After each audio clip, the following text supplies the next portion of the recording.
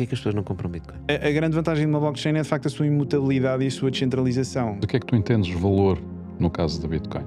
Nós gastamos 5 milhões de euros em raspadinhas por dia em Portugal. Como é que tu crias valor com o Bitcoin? Nós, quando fazemos um investimento, estamos a assumir um risco. As pessoas que recebem o salário mínimo nacional não pagam imposto. Que se houvesse movimento nessa carteira do Satoshi, o que é que acontecia? O Bitcoin está a ser absorvida pelo sistema. O dinheiro é uma representação daquilo que acontece na economia real. Saem do mercado de trabalho e temos uma crise social. Eu acho que isso é mais uma vitória para o Bitcoin do que propriamente uma derrota.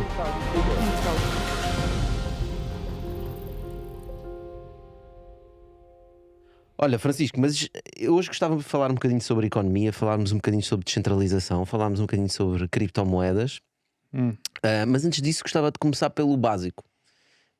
E portanto a base da economia, né? A base de, por exemplo, começar com ideias de Adam Smith ou da escola austríaca. Eu sei que tu falas um bocadinho sobre isso.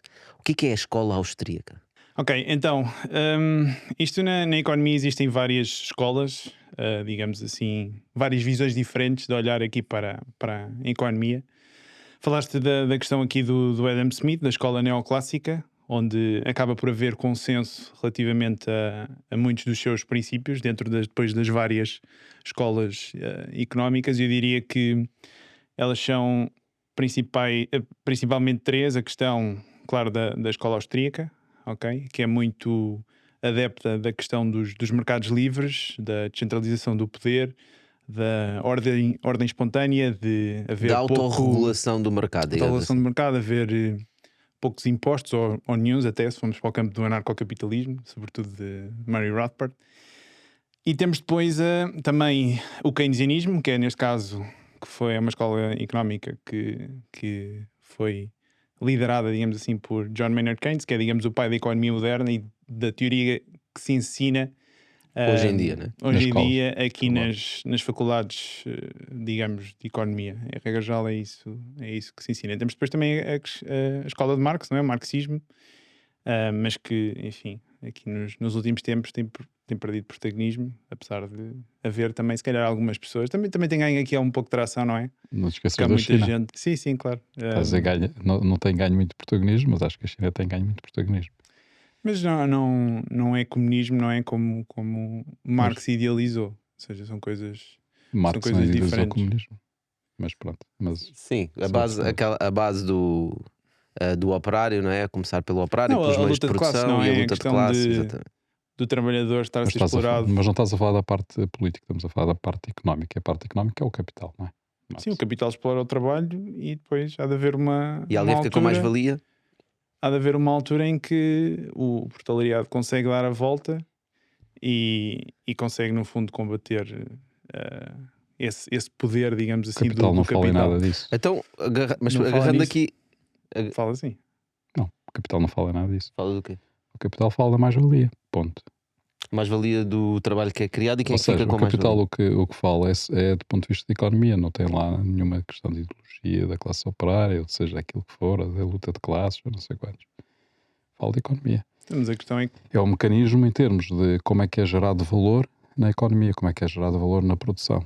Exatamente. Ou seja, depois ele retira outro tipo de ilações disso, da teoria económica, e ele leva depois para o campo político, em termos das propostas que ele fez, aí sim, do ponto de vista da luta de classes e da distribuição da riqueza e do comunismo e por aí fora. Sim, isso depois também origina os ciclos económicos. Assim, eu confesso que eu li uns certos do Capital já há muito tempo. Mas essa sempre foi a ideia que ficou presente. Mas quando tiveres a oportunidade de ler o primeiro volume. Como é que se chama o gajo da economia? Como é que é? John Maynard Keynes. John Maynard Keynes. Mas eu aqui queria mais fazer o paralelismo entre o Keynes e a escola austríaca, não é? Portanto, que o Keynes, digamos que é a economia moderna, como tu disseste bem, portanto é basicamente o que nós aplicamos hoje em dia, ou a forma de pensar hoje em dia dos economistas. Mas a malta que fala mais de descentralização e que fala mais de Bitcoin normalmente vai mais para uma escola austríaca, não é? E qual é a diferença entre estas duas?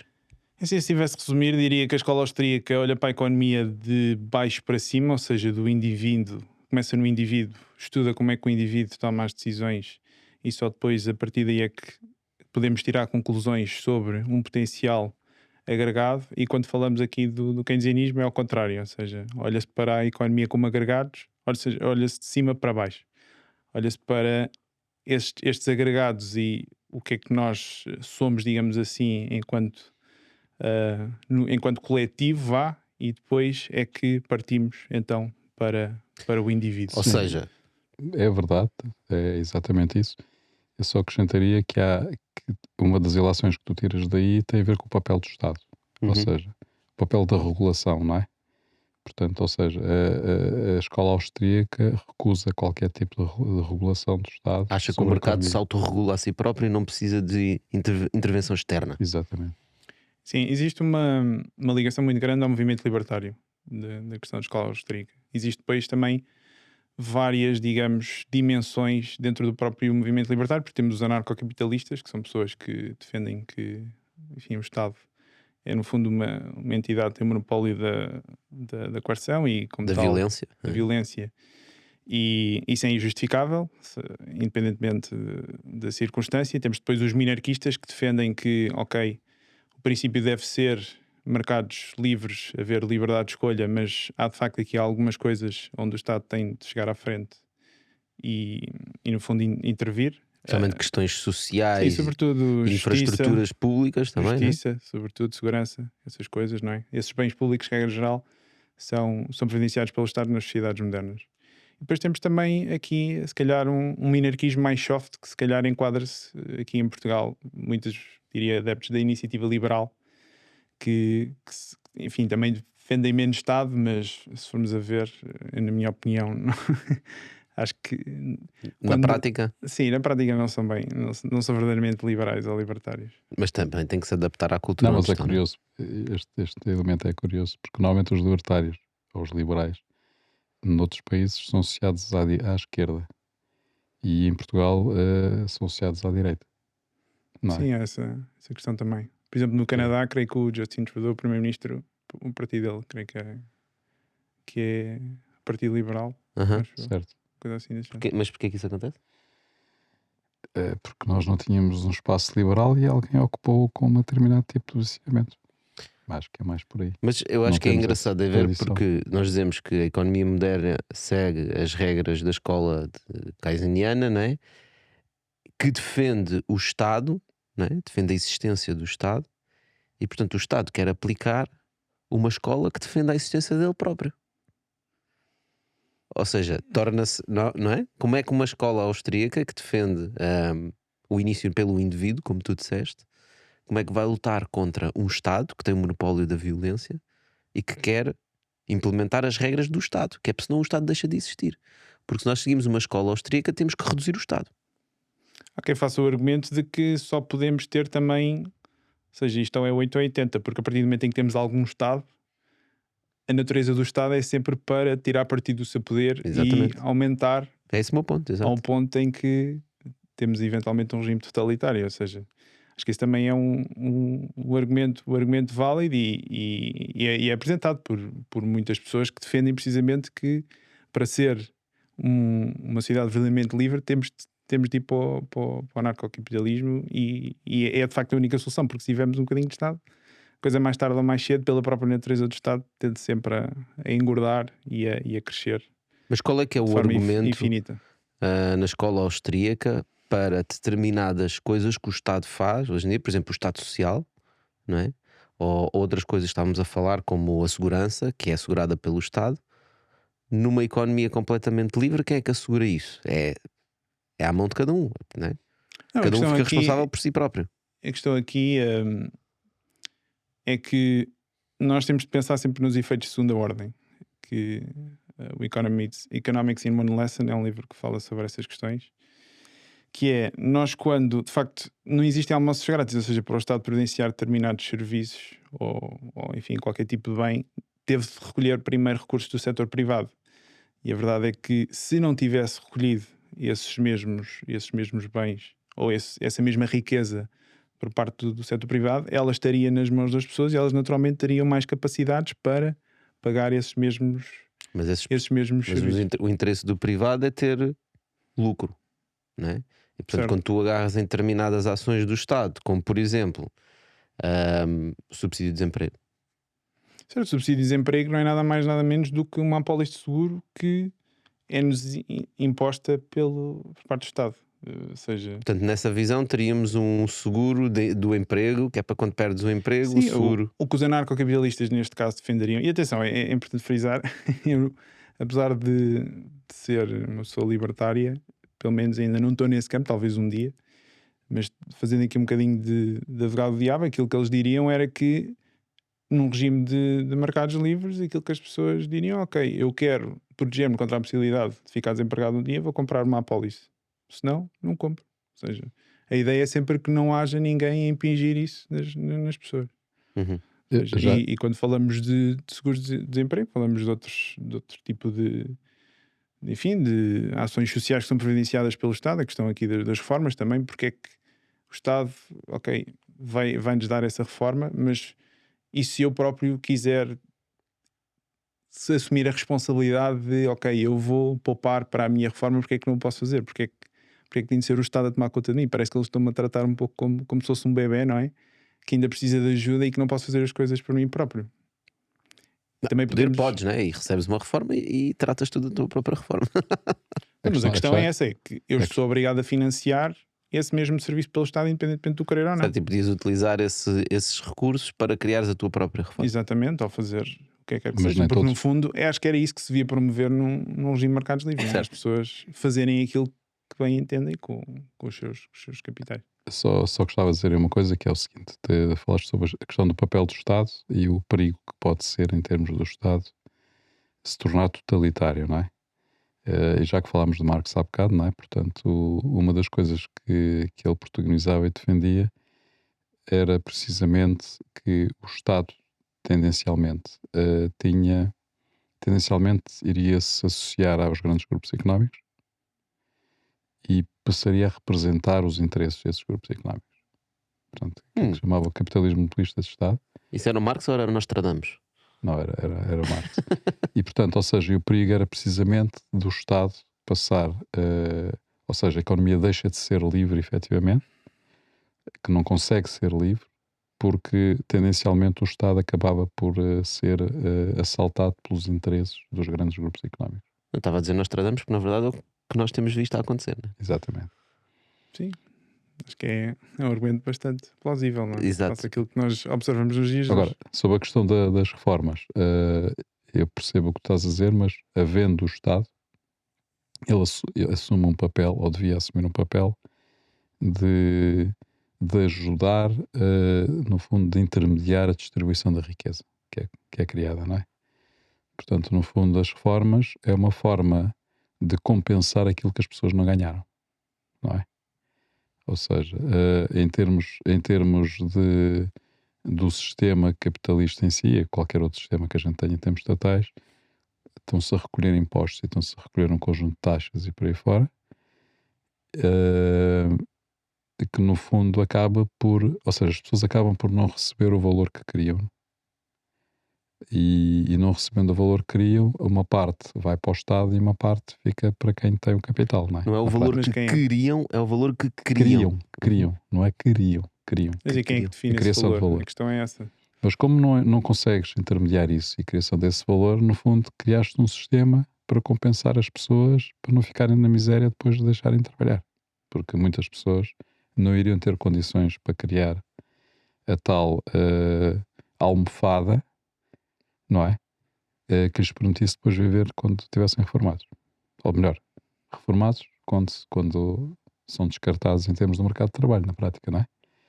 Eu acho que aquilo que temos de pensar também é a capacidade financeira que as pessoas teriam se não tivessem de pagar toda essa mesma carga fiscal durante, Francisco, durante nós gastamos 5 milhões de euros em raspadinhas por dia em Portugal. Se o Estado não taxasse, em vez de 5 gastávamos 15. Nesse caso acho que estás a dar-me razão, porque o Estado inclusive recentemente promoveu uma lotaria para as pessoas mais novas, ou seja, está a encorajar esse tipo de comportamento. A sério? Seguramente conheces alguém que gasta muito dinheiro em raspadinhas e lotarias. Aproveita para ir à nossa frigideira e encontrar episódios de literacia financeira e partilhar com ele. É isso que eu acho que as pessoas devem refletir e pensar, que é Se o Estado realmente é uma entidade que quer o nosso bem e quer-nos proteger dessa mesma forma, porque é que tem este tipo de comportamentos? Mas agarra num cenário hipotético. Eu também não estou a defender nenhum lado, nem eu estou. Espera, mas não é o Estado que lança as raspadinhas. Não, pelo Não, visto mas lançou uma agora. promoveram agora recentemente uma lotaria aqui para as... Eles quem? Creio que foi o Como o Estado, Elon sim, Musk. O governo. Elon Musk também promoveu. Se calhar, Não. posso estar errado, Se mas calhar- tenho quase a se calhar foi certeza. Santa Tenho Casa de quase a, Misericórdia. Não é? Não, mas o ponto é o mesmo. É, tenho as quase a certeza pessoas que sim. gastam 5 milhões de euros em raspadinhas em Portugal. 5 milhões de euros, não é? E isso advém do quê? Advém de literacia financeira, ou neste caso falta dela. Certo, Portanto, sem se nós assumíssemos à partida que amanhã o Estado desaparece e a Segurança Social desaparece e desaparecem os impostos e as pessoas têm mais poder de compra, eu não duvido do que tu estás a dizer e concordo contigo. Existem formas de tu conseguires aplicar essa riqueza para garantires o teu futuro. A questão é, existe o conhecimento? Tá bem, E parece-me que não. mas também quantos milhões de pessoas em Portugal, por exemplo, vivem do salário mínimo nacional? Sim. Certo, e aí os impostos não tocam. Tens outros Aí impostos. não tocam os impostos. Impostos do portanto, consumo, e etc. na prática são pessoas que chapa ganha, chapa gasta. Não têm hipótese de...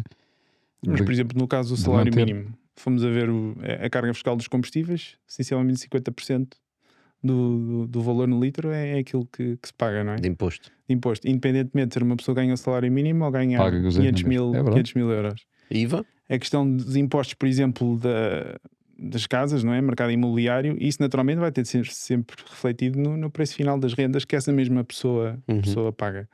Falámos do IVA, também é um imposto que, independentemente se ganharmos menos, ganharmos mais, pagamos exatamente o mesmo. Eu acho que estamos a fazer as contas.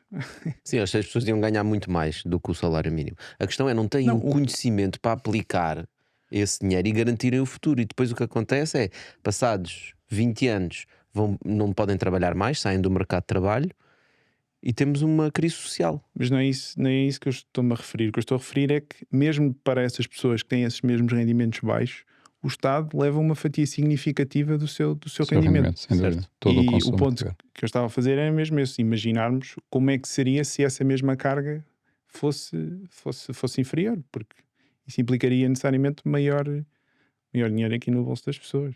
Mas a questão é o que é que as pessoas iam fazer com esse dinheiro, Francisco? E sim, depois podemos debater isso. Estás a argumentar que iam gastar em raspadinhas. O facto de não terem a educação necessária para poderem saber aquilo que fazem melhor com o seu dinheiro. Sim, é um argumento válido, não é? Mas também, nesse caso, também temos de olhar então para o nosso sistema educativo e ver o que é que está mal com ele. Yeah. E aí também volta se calhar a entrar a questão do Estado. As pessoas que pagam o salário, as pessoas que recebem o salário mínimo nacional não pagam imposto. Não pagam imposto mas de pagam rendimento. Social. Mas pagam Segurança Social, certo. Não é?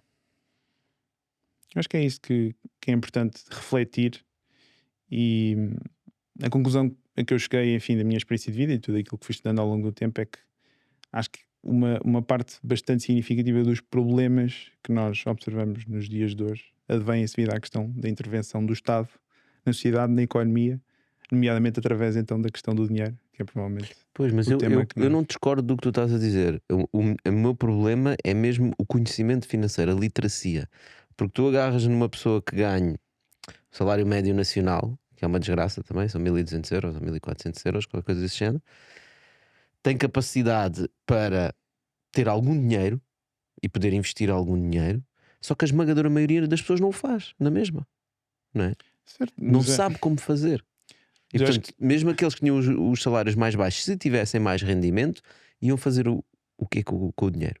Mas aqui entramos na questão dos incentivos, e é aqui que eu sou também bastante crítico, digamos assim, do panorama geral e desta sinderalização que se tem feito sobre a questão da literacia financeira e das finanças pessoais recentemente, porque a verdade é que é perfeitamente legítimo, e acho que é isso que as pessoas se esquecem, que nós, quando fazemos um investimento, estamos a assumir um risco, ou seja, qualquer potencial retorno que nós tenhamos é um prémio pelo risco que nós estamos a incorrer. É perfeitamente legítimo que as pessoas simplesmente trabalharam e não queiram incorrer em risco para simplesmente gastarem o dinheiro no futuro. E infelizmente nos dias de hoje, com a moeda fiduciária, isso não é possível. Certo, já lá vamos a esse e à questão da inflação.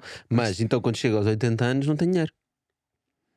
Não tem dinheiro, Mas qual é que é aqui? Estou a dizer, se gastam o dinheiro no seu dia a dia, não é? Sim, Não conseguem criar uma almofada porque não querem correr o risco, concordo contigo, e depois chegam aos 80 anos e temos um problema social porque temos pessoas que não têm dinheiro para viver. Por isso é que, E por isso temos a segurança social. Por isso é que o sistema atual económico é completamente imoral, porque impossibilita as pessoas de pouparem para o futuro e terem essa mesma possibilidade. Ou seja, as pessoas têm de especular em coisas que não sabem para efetivamente garantirem que preservam o poder de compra daquilo que trabalharam Mas hoje. acho que isso que tu disseste do risco, para mim é a cena mais, é a cena mais importante. Ou seja, o ser humano não gosta de risco à partida. Aliás, estamos a falar do Karl Marx e quando ele fala sobre a mais-valia que é criada num... Portanto, a lógica simples é: tens uma fábrica, nessa fábrica trabalham os operários produzem um produto, né? Esse produto é vendido, tem um lucro, esse lucro vem para a fábrica e a fábrica paga-lhes um salário. Mas a diferença entre o que paga de custo de salário para eles e o preço a que vendeu o produto tem uma fatia que é chamada a mais-valia. E quem fica com a mais-valia é o dono da fábrica. Daí os patrões. E a dinâmica entre os operários e os patrões. Quem é dono da mais-valia é quem fica com o lucro. Certo? Não é quem é dono da mais-valia, quem... Não, quem é dono dos meios de produção. Quem é dono do meio de produção fica com a mais-valia. E as pessoas não querem ser donas dos meios de produção porque ser dono do meio de produção implica um risco. E o risco é que se não houver uma mais-valia naquela venda, o dono do meio de produção não recebe nada. E se houver um prejuízo, o dono do meio de produção tem que colocar mais dinheiro, tem que colocar mais capital. Portanto, está a correr o risco. Ou vai à falência. Ou vai à falência. E portanto, para não correr o risco, nós inventámos os salários. Que os salários é, não te preocupes, quer a fábrica venda ou não, tu tens aqui um salário. Quer a gente tenha melhores dias ou piores dias, tu vais receber um salário. E esse mecanismo de não risco e receber algum tornou-se mainstream. Depois da Revolução Industrial, toda a nossa economia fica organizada à volta disso. E hoje em dia, nas nossas empresas, temos os donos das empresas e depois temos assalariados. Os assalariados não estão a correr risco. Mas hoje tens novos meios de produção. Que ainda criam mais-valias maiores. GPT, Google e por aí fora, também são ferramentas, não é? E que criam mais-valias ainda maiores. Claro. E é por isso que tu vês que há cada vez mais ricos, não é? E os ricos são cada vez mais ricos. Eles são donos dos meios de produção. Porque as pessoas não querem correr o risco. Certo. Então, mas o teu ponto é que achas que esse aumento das desigualdades se deve ao facto de haver uma fatia da população que tem esse ADN de querer arriscar e a outra não fazer. Às vezes nem é uma questão de ADN, são as condições da vida em que cresceram, não é? Portanto, foram expostas a esse tipo de conhecimento, a esse tipo de conhecimento financeiro, dessa literacia, de perceber que, como dizia o Diogo Mónica aí sentado no teu lugar, nunca ninguém ficou rico com salário. As pessoas ficam ricas com equity. E a equity é o quê? É seres dono do meio de produção. Mas a questão é que também é perfeitamente legítimo uma pessoa querer não ter essa ambição de querer ter mais. Pronto, então é legítimo que a pessoa possa gastar o dinheiro que ganha, aliás, e contar no final da vida com uma reforma. Eu acho que, mais uma vez, esta centralização aqui desta questão toda de, enfim, criar empresas, e deve ser promovida, claro, mas vão haver pessoas que vão querer esse estilo de vida, e a verdade é que as pessoas esquecem isso muitas vezes do preço que se paga para ter essa possibilidade, não é? Ou seja, é isso mesmo, é o preço que se paga. E há pessoas que não querem pagar esse preço, e é perfeitamente legítimo. Certo, mas não tens que ser necessariamente o dono do meio de produção. O que acontece hoje é que o valor que tu crias numa empresa não está indexado ao valor que tu ganhas. Certo? Uhum. Tu és um empregado, tu recebes um salário. Seja qual for o valor que tu criares, tu vais receber o mesmo salário. E neste momento estás simplesmente a vender tempo. Estás a vender o teu tempo. Não estás a vender o teu output está pelo valor fixo e seja qual for o teu output, tu vais receber aquele valor. E tu não tens que ser necessariamente o sócio da empresa. Mas, por exemplo, numa fábrica, tu produzes peças, não é? Se são produzidas mais peças e são vendidas mais peças, porquê é que tu não ganhas mais? Se são produzidas menos peças, porquê é que não ganhas menos? Isso é uma forma de também ires buscar o valor que tu querias ou que não querias sem teres uma empresa, né? Que é uma das coisas que se fala muito. Nem toda a gente quer ter empresa. Okay. Se consegues produzir peças que sejam mais diferenciadoras da concorrência, logo poderem-se vender a um preço mais alto, porque tem mais qualidade, tem outras características, e foste tu que inventaste isso, portanto, introduziste inovação na fábrica, devias ser premiado por trazer mais esse valor, não é? Esse valor acrescentado. Claro. Portanto, Isso é uma questão de se alinhar incentivos e muitas vezes aquilo que se vê nas estruturas das empresas é que se realmente se houvesse uma bonificação associada a algum tipo de atividade, com certeza que seria bom tanto para o empregado como para a empresa. Mas isso não acontece, não é? E nós, se avaliarmos e se analisarmos como tem evoluído a nossa sociedade, especialmente depois da Revolução Industrial, está cada vez até pior, eu diria. Em alguns setores da economia começam a aparecer algumas coisas com incentivos mais alinhados. Por exemplo, no caso das startups, criou-se a ideia das stock options, em que se dá parte da equity da empresa aos empregados. Em muitas áreas de vendas temos as comissões. As comissões é uma forma de alinhar incentivos, não é? Tu vendes mais, recebes comissões. Portanto, já há alguns sítios da nossa economia que começaram a alinhar incentivos, mas noutros setores mais tradicionais e naqueles que até são os maiores, não há nenhum alinhamento de incentivos. Portanto, as pessoas não correm riscos e depois recebemos salários baixos. Mas a mais-valia do trabalho que nós estamos a criar como empregados está a ir para algum lado. Não está a ir para os bolsos dos empregados. E eu acho que talvez nos anos a maior revolução que apareceu em termos de alinhamento de incentivos é, na verdade, a Web3. Portanto, a descentralização e as blockchains e todas essas coisas. Ainda agora, antes de começarmos o Talk, estávamos a falar da Angels Way, né? O fundo de investimento que nós lançámos. O nosso objetivo com a Angels Way era alinhar os incentivos. Portanto, no fundo VC tradicional, os gestores do fundo ganham dinheiro, cobrar management fees, portanto, cobrar uma FII anual do capital que estão a gerir. Com isso pagam os seus custos e pagam os seus salários. E depois, se o fundo tiver um lucro, eles ainda ganham uma cereja no topo do bolo. Mas também, se não tiverem, tiveram a cobrar as management fees, e num fundo de 100 milhões estamos a falar de 20 milhões para os bolsos deles. Portanto, o que nós tentámos fazer na Angels Way foi exatamente alinhar os incentivos e dizer: não, esqueçam as management fees, não há salários, ninguém aqui é um assalariado que está a receber salário. Temos aqui uma comunidade de pessoas que metem dinheiro num bolo. Isto funciona género de uma DAO. E, portanto, consoante as atividades que o fundo necessita de fazer, que é o quê? Encontrar empresas, decidir em que empresas investir e apoiar as empresas a crescer. Portanto, com base nestas atividades, as pessoas ganham um reward, que é uma parte do carry do fundo. E por isso é que começámos também no Web3, porque é um bocado do ethos do Web3, não é? É alinhar incentivos. É assim, eu confesso que sou um crítico acérrimo da questão do Web3 e do movimento cripto em geral, apesar de me apelidar e, enfim, me considerar um Bitcoiner. Acho que tem havido também uma... Mas tu és um Bitcoiner. Sim. Mas és um Bitcoin maxi? Sim, maximalista. Ok, um maximalista de Bitcoin. Se calhar sou o primeiro que passa por cá, não? Já sei que tiveram aqui várias pessoas. Não és o primeiro. Talvez não. Mas a crítica em geral é... Há pessoas que olham para a descentralização como um espectro e aquilo que os Bitcoiners dizem é que não, ou seja, ou é ou não é. E se formos a ver para as várias, se olharmos e analisarmos as várias blockchains que existem aqui neste momento, aliás, o Nakamoto, curiosamente, nem utiliza o termo blockchain, no white paper fala em time chain. Time chain? Sim, foi um termo que acabou por ganhar popularidade. Mas a verdade é que a grande vantagem de uma blockchain é de facto a sua imutabilidade e a sua descentralização. E olhando aqui para as características das várias blockchains, só a Bitcoin é que dá essa mesma garantia. E como tal, construir o que quer que seja. Não é que a questão dos contratos inteligentes e enfim, todas essas questões não tenham valor. O que eu acho, na minha visão, é que estão a ser construídas no fundo sobre uma base que não é sólida. E realmente, se é para acrescentar valor, tem de haver solidez aqui na base, porque senão mais vale fazer numa base de dados centralizada SQL e vamos embora. Mas o que é que tu entendes valor no caso da Bitcoin? O que é que eu entendo por valor? Qual é que é o valor que a Bitcoin criar traz? Valor. Como é que tu crias valor com a Bitcoin? Como é que eu crio valor com a Bitcoin? A grande proposta de valor de Bitcoin é, no fundo, acabar, digamos assim, com o monopólio da oferta de dinheiro que os Estados e que os bancos centrais acabam por ter no panorama atual. Esse é o grande valor, digamos assim.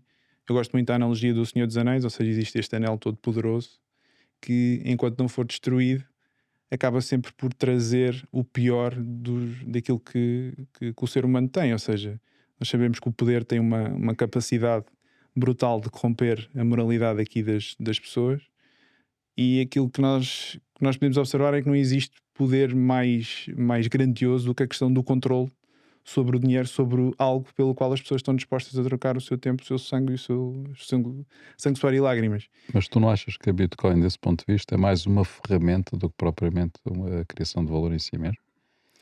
Sim, sem Ou seja, dúvida. Ou ela seja, o dinheiro não cria valor em si mesmo. Claro. Portanto, claro, o dinheiro tem utilidade direta, não tem utilidade direta. Pronto. Serve para trocar por bens e serviços. E sem dúvida que nós não estamos aqui para maximizar também a nossa conta bancária, não é? A nossa conta de SATs, ou o que quer que seja o nosso património financeiro. Acho que isso também é uma questão que muitas vezes falta aqui a quem se apelida de... E quem tem vendido aqui essas questões mais relacionadas com as finanças pessoais, não é? Porque acima de tudo, o nosso tempo é que é a nossa verdadeira riqueza, não é? É o ativo que é verdadeiramente escasso. E aquilo que nós olhamos... O que nós transacionamos é tempo, sempre. Exatamente. Aquilo que nós vemos nas cidades modernas é que acaba por ser... as pessoas acho que acabam por não ter bem essa noção interiorizada e acabam muito mais por utilizar o seu tempo para maximizar o dinheiro em vez de utilizar o dinheiro para maximizar o tempo. Não sei se me faço entender. E acho que, por acaso, a questão do sistema económico atual, particularmente então a moeda fiduciária, acho que acaba por incentivar e fazer com que as pessoas olhem mais assim para o dinheiro. Concordo. Para o dinheiro como o objetivo final, em vez da ferramenta que estavas a falar. Agora repara, nós aqui já discutimos em termos de todo o dinheiro disponível no planeta, não é? Vamos esquecer a Bitcoin. Portanto, temos 97 ou 98, não sei quantos por cento do dinheiro que é aplicado não na produção, não na economia real, mas em termos especulativos. Ou seja, é dinheiro de investimento especulativo. Que tem a ver com bolsas, tem a ver com apostas de que tal bem vai ter um preço X, mais outro bem que vai ter preço Y. Portanto, no fundo é especulativo, efetivamente. Qual é o papel que o Bitcoin pode ter nisto? Muitíssimo. Pronto, eu acho que esse é o ponto essencial, não é? A Bitcoin é um movimento que quer, sem dúvida, promover a desfinanciarização da economia. Porque aquilo que nós temos com a moeda fiduciária, quando a moeda perde valor, reparem que... Porquê que ela perde valor? Já não tocámos nesse ponto, só para... Perde valor, é assim, existem várias teorias, também aqui um bocadinho onde acabam por buscar os austríacos com os keynesianos, mas a visão dos austríacos é que a perda de poder de compra associada à moeda deriva sempre do aumento da oferta da mesma, ou seja, à medida que nós aumentamos a quantidade de dinheiro, não é? Se nós tivermos uma determinada quantidade fixa de bens e serviços, se eu vou aumentando a quantidade de dinheiro na economia, não é? O dinheiro sendo uma representação dos bens e serviços na economia, eu se duplico a quantidade de dinheiro, não é? Cada unidade que eu tinha vai dar para metade daquilo que me dava. Mais dinheiro pelos mesmos produtos. Exatamente. Leva ao aumento de preço. Eu acho que a forma de realmente olhar aqui para esta visão que nós precisamos de expansão monetária é mesmo perguntar coisas básicas. De que forma é que eu imprimir uns pedaços de papel e aumentar uma determinada quantia de dígitos numa conta de um banco comercial no BCE vai fazer efetivamente trazer mais bens e serviços e acabar com a pobreza de uma pessoa que esteja, por exemplo, em Trás-os-Montes, ok? Acho que a crítica à visão keynesiana acho que é muito, deve ser muito assente nestas perguntas básicas, quase olhar mesmo para o Paul Krugman, que se calhar será a grande figura, diria, nos dias de hoje, pelo menos mais conhecida, e quase tratá-lo quase como se fosse uma criança e fazer estas... Recebeu um prémio Nobel. Sim, recebeu o prémio Nobel recentemente, sim. E fazer estas mesmas perguntas básicas. Mas a razão porque se aumenta o dinheiro, ou se aumenta a quantidade de dinheiro que há na economia, não é para trazer mais riqueza a nenhuma pessoa, é para financiar o Estado, não é? É assim, o isso Estado... não é uma verdade aceite em geral nas duas escolas? Eu acho que também tem a ver com aquilo que nós falamos, que é, tu tens uma parte do dinheiro que está sempre a fugir para a área especulativa. Sim, era isso que eu ia tocar, portanto, porque acabei por não ter a oportunidade de desenvolver. Tens uma bola gigante na área especulativa e o dinheiro foge para lá, logo depois não tens na economia real. Portanto, exatamente. E eles começam a produzir mais dinheiro. Ou seja, a questão é que a inflação acaba por incentivar a especulação, acaba por contribuir para o aumento da preferência temporal das pessoas. Ou seja, nós, se olharmos, já agora para dar um contexto da preferência temporal, nós falamos aqui da questão de que os humanos têm sempre prioridade sobre o presente face ao futuro, não é? Há também o famoso teste do Marshmallow, não sei se já ouviram falar, não. Que é um teste de psicologia que fizeram na década de 70, creio eu, que é esta ideia de, puseram, creio que foi com crianças inclusive, em que a ideia era ver, ok, eu vou eu tenho a possibilidade de dar-te um marshmallow agora, ou daqui a 15 minutos tu podes ter 2. E depois tiveram a ver os miúdos que esperavam, que aguentavam, e aqueles que não resistiam e comiam logo marshmallow. E depois a conclusão que chegou é que as pessoas que tinham essa capacidade de esperar pelo futuro eram pessoas que acabavam por desenvolver, enfim, maiores capacidades a nível de inteligência e regra geral, ter mais sucesso aqui na vida. Ou seja, a ideia é que há sempre uma correlação muito grande entre uma preferência temporal baixa, ok, e sucesso em geral, ou seja, sermos bem-sucedidos a fazer, a superar os vários desafios da vida.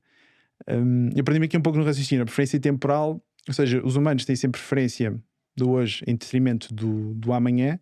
Ou seja, no caso do teste do marshmallow, se eu tiver um marshmallow hoje e tiver um marshmallow amanhã, eu vou ter sempre, todas as pessoas vão comer um marshmallow hoje, não é? Acho que ninguém então isso vai esperar então por amanhã, porque efetivamente os seres humanos são seres mortais, ou seja, nós, à medida que nós vamos caminhando para a morte, a nossa capacidade de tirar proveito dos bens e serviços vai reduzindo, não é? Eu, se tiver 1 milhão de euros ou 10 milhões de euros quando tiver 80 anos e se não me conseguir mexer, o dinheiro não me serve nada. Ou seja, há sempre uma preferência em consumir hoje face ao amanhã. Para além da questão que também há sempre o risco, não é? Nós amanhã não estarmos cá, acontecer-nos algum infortúnio e infelizmente partimos. Ou seja, existe sempre essa preferência por hoje.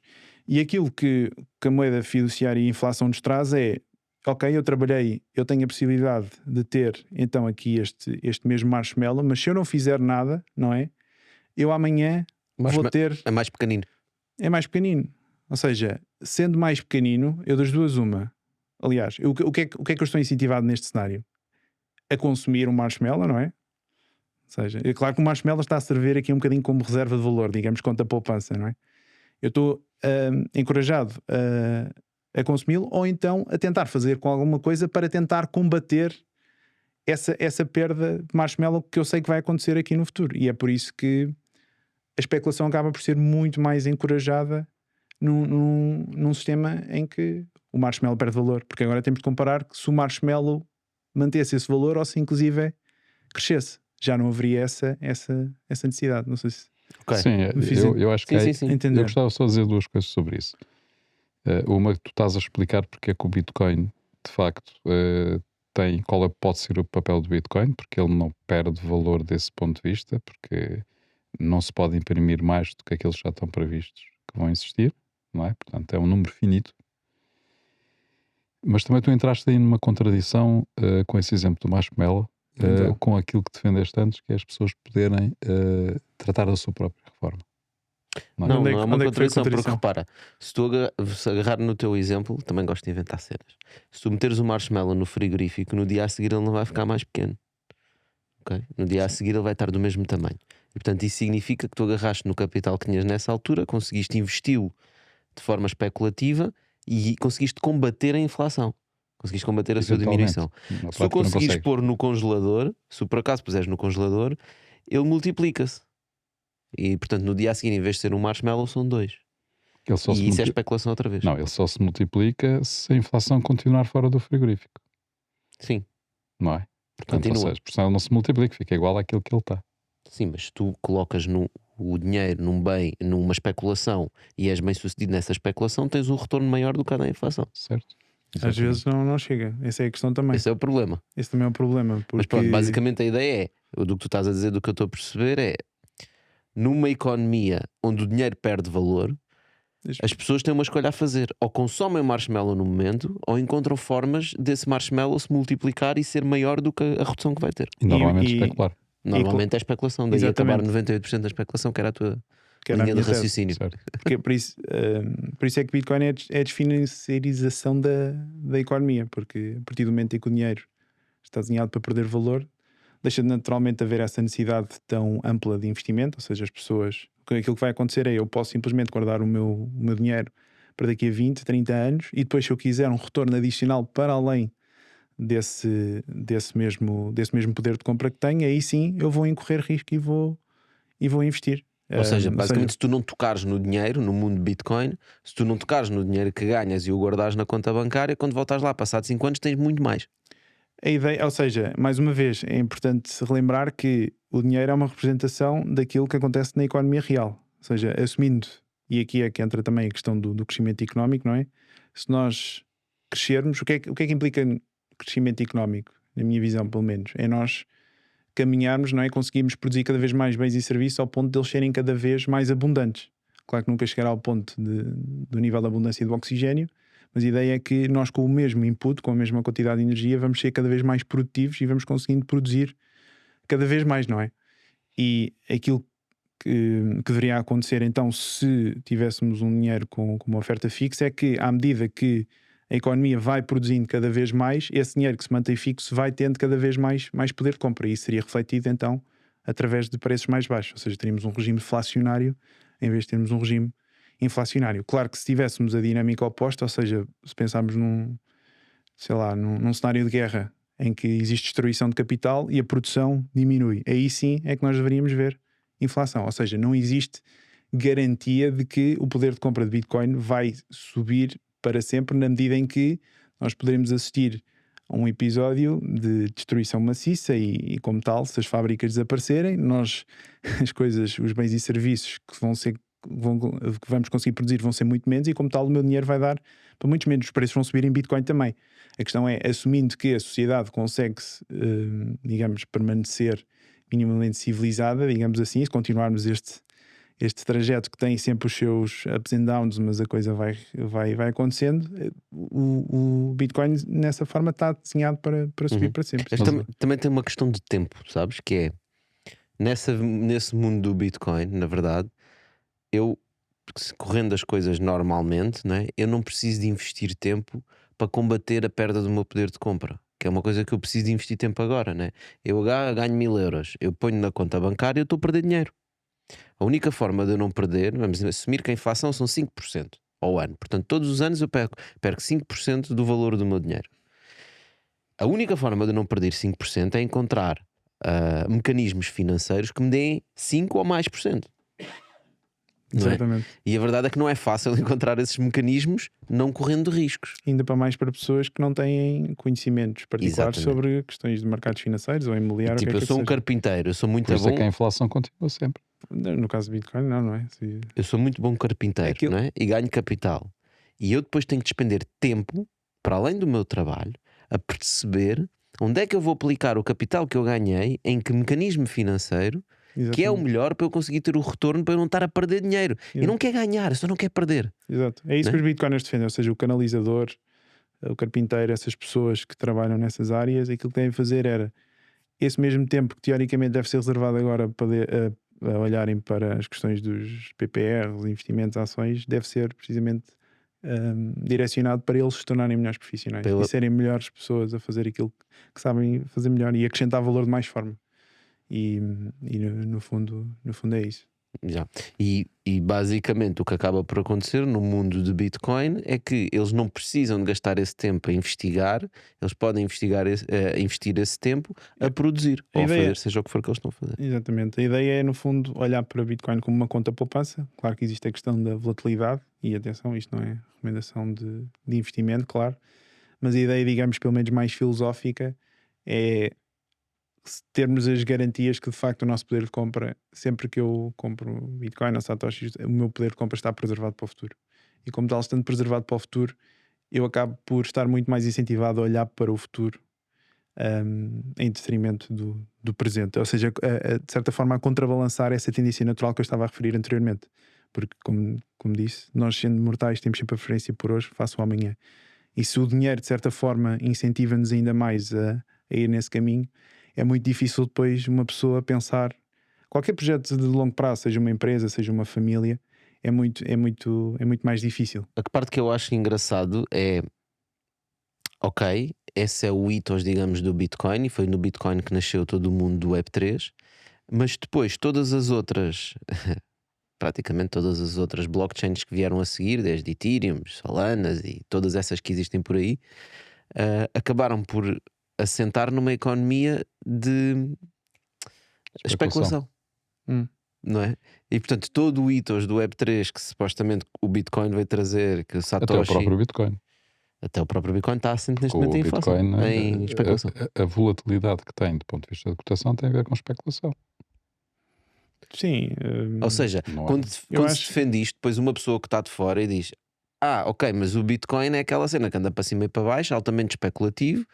Os meme coins e todas aquelas coisas, outras blockchains, é tudo especulativo, projetos que é basicamente especulação financeira.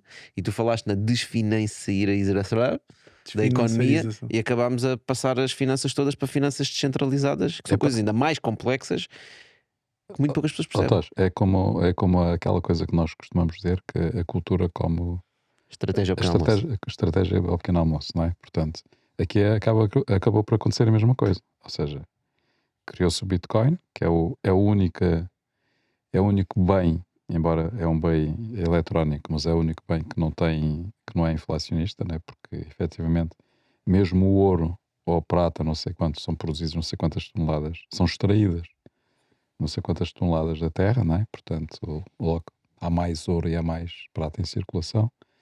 O Bitcoin não, o Bitcoin tem um número finito de Bitcoins, portanto, e não vai haver mais do que aqueles que estão previstos, que são quantos? 21 milhões. 25 milhões. Já agora só acrescentar, as valências de Bitcoin não são só essas. Há essa analogia. Não, mas a questão é que o Bitcoin, o valor agora que traz, neste momento, para já, é só especulativo. Por que é que dizem isso? Porque as pessoas põem dinheiro no Bitcoin para ganhar mais dinheiro amanhã, ou seja, porque acham que ele vai valer muito mais. A questão é que nós nos dias de hoje ainda vivemos sobre este... Ainda vivemos neste regime. Ele não tem papel na economia real, não é? Tem. Tem muito mais do que aquilo que as pessoas pensam. E esse é verdadeiramente o problema, que as pessoas não têm, por exemplo, a questão em África, não é? Se nós olharmos para um gráfico de uma moeda, aliás, nem é preciso ir à África, Argentina, lira turca, mesmo contando com os chamados picos de 2021 e 2022, nós vemos que é claramente uma solução que é necessária para aquelas pessoas. Ou seja, que se não fosse Bitcoin, aliás, há o próprio caso do Saifedean Mammous, que é o autor do padrão Bitcoin, que é provavelmente o livro que está mais popularizado, digamos Bitcoin assim. Bitcoin Standards. Exatamente. Ele próprio fugiu do Líbano com a família e ele diz mesmo que se não fosse a Bitcoin, jamais em alguma circunstância teria a capacidade financeira que teve para depois reconstruir a vida dele nos Estados Unidos. Ou seja, está aí um exemplo prático. A questão é que as pessoas assumem muito que o resto do mundo vive como o mundo desenvolvido. E a verdade é que não é esse o caso. Mas a questão é que mesmo olhando para o mundo desenvolvido, existem casos práticos da utilidade que o Bitcoin traz. Por exemplo, da utilidade de refúgio, mesmo moeda de transação. Eu, se quiser pagar a alguma pessoa do outro lado do mundo, eu através do sistema bancário não posso fazer isso. Aliás, posso fazer, mas vai demorar mas vais fazer com Bitcoin, porque senão é muito caro. Não, existem já, neste caso a Lightning, que é a Layer 2 que está mais, digamos, desenvolvida, apesar de haver outras soluções, mas é possível fazer uma transferência instantânea para o outro lado do mundo ao custo de um infinitésimo de cêntimo. Ou seja, isso é uma possibilidade que nos dias de hoje, através do sistema financeiro tradicional, não é possível. Ou seja, eu acho que é factual. É uma questão das pessoas aprofundarem esse tema. Mas já foste para a Lightning. Muita utilidade. Foste para uma Layer 2 em cima de Bitcoin, né? A Bitcoin em si não permite isso. É assim, essa transferência instantânea, mas a questão é que a Bitcoin em si e a camada 1 a blockchain no futuro não vai servir para fazer esse tipo de pagamentos. Ou seja, é impossível. Isso também é o grande debate que existe nos dias de hoje, a forma como é que se vai escalar. Sim, quando uma Bitcoin valer 1 milhão de euros e eu quero pagar um café, vão estar a pagar ali uns quantos satoshis, mas com a quantidade de transações cá na rede. Não, até porque a própria segurança da rede depende de que as transações, ou seja, o volume de as FIIs pagas, as transações pagas subam drasticamente, porque o subsídio de mineração vai cair à medida que o tempo vai passando. Isso até é uma crítica que os altcoiners, enfim, a malta mais do cripto costuma tirar a Bitcoin em geral. É necessário que as transações subam drasticamente, ou seja, essas transações vão ter de ser feitas sobre essas camadas que são construídas. Mas é assim que o sistema financeiro tradicional também funciona, ou seja, ninguém paga um café também numa transferência bancária com sim, ou ouro também, não é? Mas ninguém usa Fedwire ou enfim o sistema de settlement final aqui também não sei qual é que é aqui na Europa, mas ninguém utiliza esse tipo de ferramentas para pagar um café, ou seja, é aqui quando olhamos para a primeira camada de Bitcoin, ela vai cumprir essa mesma função também. Mas a camada do Lightning, por exemplo, já não funciona numa blockchain. Aquilo é um algoritmo de settlement de diferenças entre carteiras. Aquilo não está em cima de uma blockchain, não é? É assim, no fundo, para abrir um canal de Lightning é necessário abrir uma transação na main chain. Agora é assim, existe também aqui o debate se... Porque a verdade é que nos dias de hoje é impossível escalar para todas as pessoas do mundo Bitcoin, ou seja, é impossível escalar através de Lightning Bitcoin para todas as pessoas do mundo de forma não custodial. Ou seja, aquilo que nós vemos nos dias de hoje é que muitas pessoas utilizam carteiras custodiais, ou seja, há alguém que é responsável por custodiar os fundos, e isto implica que eles, se lhes der na cabeça, podem efetivamente ficar com os fundos, não é? E isso é de facto aqui um desafio que vai ter de ser enfrentado daqui para a frente. Aliás, Bitcoin, apesar de ter é claro, o dinheiro menos imperfeito, aliás, sim, menos imperfeito, mas também tem de continuar a ser seus problemas. E vamos já explorar ainda mais problemas do Bitcoin e também da nossa economia, mas primeiro vamos falar aqui dos problemas que a nossa frigideira traz para nós. Que a frigideira... Estás aí, frigideira? Eu no meu trabalho não lido com incerteza. Eu cozinho sempre o mesmo. Estás a ver? Frigideira é que sabe. O que é que tens para nós hoje? Temos o bife, o ovo, o arroz e a batata. Qual dos ingredientes preferes? Bife. Vamos ao bife. Muito bem, o mais suculento. Vamos grelhar. Deixa-me só preparar. Está quase e... Pronto. Se o Bitcoin encontrasse o dólar na rua, o que achas que lhe diria? Estás feito ao bife. Estás feito ao bife. Porquê que existes? Porquê que o mundo... Para que é que tu existes? Porquê que tu existes? Porquê que o mundo achou que tu eras uma boa ideia? Porque os Estados querem proteger os seus interesses. É verdade, sim. Olha, e nós existimos para continuar-vos a inspirar e continuar a trazer estas ideias. Portanto, já sabem, vamos continuar nas nossas redes digitais. E se ainda não conheces os nossos outros episódios, vai dar uma vista de olhos. Também falamos de criptos e de outras coisas noutros episódios para que possas aprender. Obrigado, Francisco. Obrigado a todos. E voltamos para a semana. Obrigado. Francisco, mas então porquê que tu és um crítico das outras, digamos, blockchains, não é? Ou seja, por exemplo, Ethereum. Agarramos em Ethereum. Por não ser descentralizado como a Bitcoin? Portanto, a Bitcoin é realmente a única blockchain que é descentralizada no verdadeiro termo da descentralização. Sim, acho que Monero merece aqui uma consideração, porque partilha-me, de certa parte, que o Witch de Monero é semelhante ao de Bitcoin, e também há de louvar, creio eu. Claro que isto é sempre uma opinião. Há opiniões altamente polarizantes. Mas sim, mas olhando para Ethereum, sim, tem vários problemas. Começando logo pela questão do pre-mine, não é? De haver algumas pessoas que ficaram com moedas logo no início. Exatamente. O Satoshi também ficou com 1 milhão de bitcoins. É completamente diferente. Porquê? Porque estamos a falar de unidades monetárias que não tinham qualquer valor de mercado na altura. E o Ethereum também não tinha no início. Tinha, sim. Houve o pre-sale já com valor de mercado. E na altura do Satoshi não havia absolutamente nenhuma garantia de que aquilo ia andar para a frente. Ou seja, essa crítica que muitas vezes é atirada, a visão não faz qualquer tipo de fundamento. São situações completamente diferentes. E não podemos esquecer que o próprio Satoshi também publicou o white paper na altura na lista dos cypherpunks, e mais pessoas poderiam se ter juntado ao protocolo e minerado.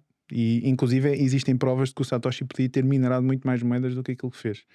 Ou seja, nesse aspecto são situações completamente diferentes. Certo, não deixa de ter uma carteira com 1 milhão de bitcoins. Foi altruísta no seu esplendor, porque até nessa carteira de 1 milhão que estás a referenciar, ele nunca gastou nenhuma moeda. Yeah. Ou seja... É isso que eu te ia perguntar. Achas que se houvesse movimento nessa carteira do Satoshi, o que é que acontecia? Acho que, claro que iria haver muita especulação, não é? Sobre se ele ainda estaria vivo. Aliás, se ele estaria vivo, ninguém sabe o que é que lhe aconteceu exatamente, mas sim, haveria muita especulação. Ele, não é? Também há teorias que não é uma pessoa, que era um grupo de pessoas. Sim, mas acho que as coisas iriam continuar para a frente. Ele... Se calhar perdeu os códigos. Perdeu a chave privada. Perdeu a chave privada e não sabe agora o que fazer. Ok, então temos essa questão do início das blockchains. Portanto, hoje em dia outras blockchains que são lançadas, normalmente existem, digamos, uma equipa fundadora, e essa equipa fundadora fica com uma parte da supply dos tokens que existem, não é? E portanto tem o incentivo de que o token valorize, que suba de valor, porque eles tiveram tokens a um preço da chuva, digamos, ou a zero. Sim, eu olho para as criptos mais como uma espécie de ações, de equity, né? Capital próprio, que naturalmente tem de obedecer às leis, enfim, às leis relacionadas com os valores mobiliários, porque se eu vou lançar um token que é suposto ter uma representação de uma atividade empresarial, naturalmente tem de haver determinadas demonstrações financeiras e determinados procedimentos para saber o que é que essas pessoas andam a fazer. Mas há outras blockchains que funcionam de uma forma mais, digamos, descentralizada em termos de equipa e que não há um número grande de tokens assignados à equipa inicialmente e que depois existem bounties e as pessoas trabalham em cima daquela blockchain e ganham tokens. Vai dar tudo ao mesmo. Na minha opinião, vai dar tudo ao mesmo. E se realmente. E atenção, isto também depende sempre de. Eu estou a falar mais na perspectiva de ser o dinheiro, ok? Ser o dinheiro ser no fundo a base do sistema financeiro do futuro. Eu não digo que possa haver algumas aplicações, enfim, a nível de tecnologia, mas comparar isso com a revolução que o Bitcoin são coisas completamente. Okay, mas a Bitcoin também é injusta no sentido que as pessoas que inicialmente entraram em Bitcoin e têm as primeiras Bitcoins. Porquê é que isso é injusto? Porque é que as primeiras pessoas têm direito a isso? Ou seja, as pessoas que estavam nesses fóruns do Cyberpunks e que estavam dentro dessas comunidades foram os que tiveram acesso primeiro a esse conhecimento, foram os primeiros a poder minerar Bitcoin quando valia 1 cêntimo, né? E agora que o Bitcoin vale milhares de euros. Certo, eu acho que estás a olhar para a questão com um viés de retrospectiva. Se Bitcoin tivesse falhado, não estarias a dizer com certeza que eles tinham sido privilegiados. Aliás, até terias dito que eles teriam sido prejudicados, claramente... porque teriam perdido precisamente todo o dinheiro que tinham colocado na altura. Não colocaram dinheiro nenhum porque simplesmente ligaram umas máquinas. Então, mas essa conclusão advém precisamente do facto de Bitcoin ter sido bem sucedido. Se tivesse sido mal sucedido, eles tinham gasto de energia para certo, nada. Mas não deixa de ser uma diferença grande as pessoas que começaram no início versus as pessoas que têm acesso a essa informação agora. Assumir o risco, estavam bem conectados. Eu não vejo. Estavam bem informadas. Exatamente, assumiram um risco e agora, claro que foi um risco assimétrico, não é? Porque o potencial, se calhar, pode-se dizer que era muito superior face ao risco que estavam a assumir, mas a verdade é que assumiram, e a verdade é que na altura a Bitcoin era uma coisa completamente diferente daquilo que é nos dias de hoje, ou seja, haveria um grau de incerteza muito maior. Mas eu não percebo esse argumento, porque esse argumento aplica-se a qualquer projeto. Qualquer projeto de blockchain ou outro qualquer tem esse risco associado. Quando os gajos no Ethereum começam o Ethereum, a probabilidade daquilo dar zero é grande. Portanto, independentemente deles comprarem os tokens ou terem assignados os tokens no início, aquilo pode dar zero na mesma. Mas a minha crítica ao Ethereum não é a questão das pessoas que entraram na altura. A questão é o primeiro, ou seja, houve uma alocação com valor monetário já na altura que foi alocada aos fundadores. Ok, então vamos agarrar na forma como salta uma blockchain agora. Por exemplo, Solana, que é uma blockchain chamada às vezes a blockchain dos VCs, né? Sim, está sempre a ir abaixo. Se calhar exemplifica bem o ponto que querias dizer, né? Portanto, houve uma data de investidores de venture capital que investiram dinheiro na Solana, na blockchain, na construção da blockchain. O token ainda não existiam, portanto foram-lhes assignados tokens que ainda não tinham sido lançados, não é? Isso é o que acontece numa startup. É o que acontece numa startup Web3, exatamente. Em qualquer startup. Daí portanto, qualquer startup, a visão de ser uma ação, ser uma representação de capital próprio. Não é bem como qualquer startup, porque numa startup tu compras capital da empresa, não é? Essa empresa não está em bolsa, portanto não está acessível ao mercado público. Num token é diferente, tu compras uns tokens iniciais, semelhante a uma startup, mas tu fazes um IPO logo de imediato. Pronto, uma startup fazes a seguir, portanto, quando provas algum valor, não é? Se tiveres sorte, fazes a seguir. Se tiveres sorte. Certo, só que aqui não precisas ter sorte, aqui podes fazer a seguir. Não é? É a tua escolha fazer um IPO, neste caso um ICO, que é oferecer os tokens para o público. Numa empresa tu tens que passar por um regulador, por uma data de coisas, antes de tu poderes fazer um IPO. Exatamente. Mas isso esse é o ponto dos bitcoiners. É porque ainda estamos no Far West. Depois, provavelmente, daqui a uns anos as coisas vão ser muito mais complexas mesmo no mundo do Web3. Não? É assim, eu tenho que tu achas? Não vai haver mais regulação? Acho que sim, mas acho que esse tipo de tokens, agora com o último software que o Taproot Bitcoin, já é possível, por exemplo, emitir ativos por cima de Lightning. E acho que esse tipo de aplicações, mais tarde ou mais cedo, como disse anteriormente, o fundamental é ter a base segura, Mas repara, centralizada. a partir do momento que o Estado, a Reserva Federal Americana começa a investir em Bitcoin, vai ter que haver a regulação. Sim, vai haver regulação, sem dúvida. Mas a questão exatamente é qual? Qual é que é o próximo passo a nível de regulação? O que é que... Qual era? Diz lá Acho tu. que é assim, já estamos a assistir no caso do Bitcoin e também com o Ethereum, com a questão dos ETFs. Estes ecossistemas já estão de certa forma, o Wall Street já percebeu e enfim os governos e o sistema financeiro já percebeu que isto está aqui para ficar, não é? E já estão de certa forma a abraçar esta nova classe de Tu ativos. chamas de abraçar, claro que eu chamaria incorporar. É abraço de incorporar, urso, é abraço de urso. Portanto, na prática, estão a incorporar isso no sistema financeiro normal que o próprio Bitcoin queria combater. certo, mas eu acho que isso é mais uma vitória para Bitcoin do que propriamente uma derrota, porque Não sei, porque ele passa, no fundo, aquilo que era a sua missão, que era mas ela continua. Isto é desmonetarizar. apenas digamos, algo adicional que não faz parte, digamos assim, do verdadeiro Bitcoin. Mas Faz parte do seu processo de adoção natural.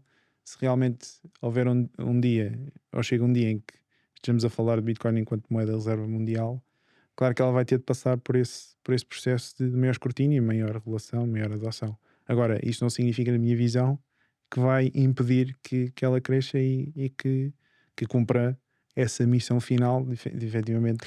A questão é mais por isso que é, se tu fores ver, aliás, seguramente já viste melhor do que eu, no início, na gênese da criação da Bitcoin, há muito a conversa e há muito o espírito e a cultura de revolucionar o sistema tradicional financeiro. E tu próprio falaste sobre isso, e isso até advém da crise de 2008, né? Sim. Quando houve todos aqueles problemas com os bancos e que os bancos não sei quê, não têm responsabilidade e portanto tem que se criar aqui uma coisa à parte. Mas depois o que aconteceu agora, e durante muito tempo disse a Bitcoin está paralela a essa economia inflacionária em que os Estados controlam a economia e os bancos e etc. E agora o que está a acontecer é que a Bitcoin está a ser incorporada nesses processos, Está a ser porque institucionalizado. não é só a questão de o governo dos Estados Unidos, ou seja, outro governo qualquer, e há outros que já o fizeram, incorporarem isso como reserva. Tu tens instrumentos financeiros, como por exemplo os ETFs. Os ETFs de Bitcoin, não é? Para que é que uma pessoa está a comprar ETF? Podes comprar Bitcoin diretamente. Existem razões válidas. Pouco conhecimento relativamente à questão da autocustódia, questões de herança. Certo, Existem mas sempre razões a válidas. verdade é que tu podes comprar diretamente, mas não, nós montámos outra vez um instrumento financeiro, que é um dos que nós já tínhamos, e as pessoas, em vez de comprarem o Bitcoin, compram um ETF.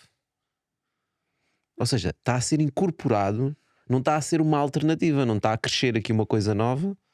Na minha visão está, porque é o que eu estava a dizer, tudo o que está a acontecer com essa questão dos ETFs é para além daquilo que está a acontecer no ecossistema de Bitcoin, ou seja, não faz parte do sistema em si, digamos assim, ou seja, é um veículo adicional, faz parte dessa normalização que mencionámos. Agora, ela, a meu ver, não vai impedir que ela continue o seu trajeto. Mas se as pessoas colocam dinheiro no ETF de Bitcoin em vez de colocarem em Bitcoin, está a ir contra a visão da Bitcoin, né? Portanto, o objetivo é tu teres os bens e eventualmente esse ser o teu bem de reserva. Sem autocustódia.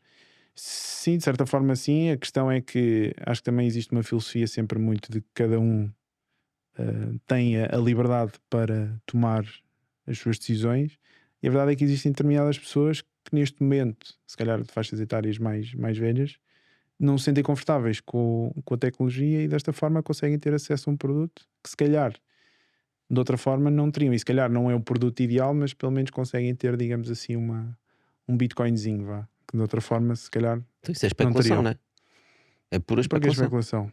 Hã? Porquê especulação? As pessoas investem no ETF de Bitcoin por pura especulação, de que o preço vai subir. Não, ou seja, estava a dar este exemplo, por exemplo, uma pessoa que não domina tecnologia pode simplesmente, ok, eu vou confiar na BlackRock, eu vou confiar na Fidelity para assumir esta mesma responsabilidade e vou estar disposto a assumir esse risco. Sim, mas é como estás a comprar um ETF qualquer, um Sim, mas esse risco é um risco, repara, aí essas empresas não vão comprar bitcoins, não estão a pôr bitcoins no mercado. Estão a comprar, sim. tem que comprar, Claro. Tem que comprar mesmo? tem que fazer o backing é em Bitcoin. Sim, sim. Ok. Inclusive já houve algumas, creio que foi a Vanek, que fez o disclosure, anunciou exatamente os endereços para ser público, para toda a gente poder ver as movimentações. Para ver que eles estavam mesmo a comprar. Exatamente. Sim, mas lá está. É um instrumento financeiro, quando estamos a falar que 98% do dinheiro está em especulação. Os ETFs e os index e todas essas coisas fazem parte desses 98%. Sim, ou seja, nós ainda vivemos no mundo, na economia do mundo fiduciário, e existe essa necessidade, porque a verdade, quer se queira, quer não, a gigantesca maioria das coisas que nós necessitamos ainda são cotadas em moeda fiduciária, os preços sobem, sabemos que o poder de compra, mesmo que eu queira ter, digamos assim, uma vida mais baseada em Bitcoin, nos dias de hoje ainda, claro que existem sempre entraves, não é? Eu tenho que continuar a pagar impostos em euros, por exemplo, ou seja, ainda não posso fazer a minha vida a 100%, e nessa necessidade haverá sempre uma procura por esse tipo de instrumentos, e a questão do ETF vem simplesmente satisfazer essa mesma Então como é que procura. nós fazemos essa transição, na tua opinião? Como é que isso vai acontecer? Ou Para o mundo do Bitcoin? seja, eu acho que aqui os próximos 10, 20 anos, diria que primeiro, acima de tudo, é necessário que Bitcoin suba. Ou seja, a questão do processo de adoção de dinheiro, primeiro, o fundamental é cimentar-se como uma store value, que agora Uma está reserva de valor? Reserva de valor, obrigado.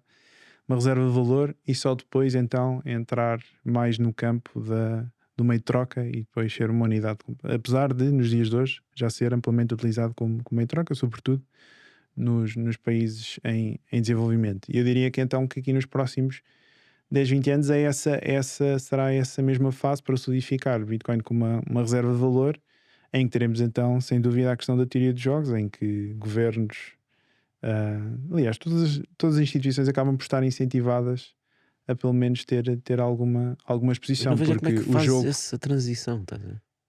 Ou seja, foi como é muito que... agreste. Não, Então, isso era só mesmo para filosofarmos aqui. Obviamente isto é tudo ficção científica que estamos aqui a falar, mas é só para perceber. eu acho que nos próximos 10, 20 anos iremos ver, sem dúvida, entretanto, as moedas fiduciárias mais fracas a cair, mais países a adotar Bitcoin como moeda curso legal, ou seja, a fazer Mas a seguir moeda mesmo bocadinho. para transação, ou vão adotar a moeda? Provavelmente o primeiro movimento é este do tesouro. Sim, não é? acho que o primeiro ponto será, sem dúvida, acumular reservas em Bitcoin, seguir um bocadinho os passos que El Salvador É isso que eu te ia dizer. El fez, Salvador então, começou também assim, não foi? exatamente, 2021 ou 2022. Mas tu não achas que primeiro os governos vão tentar controlar a moeda?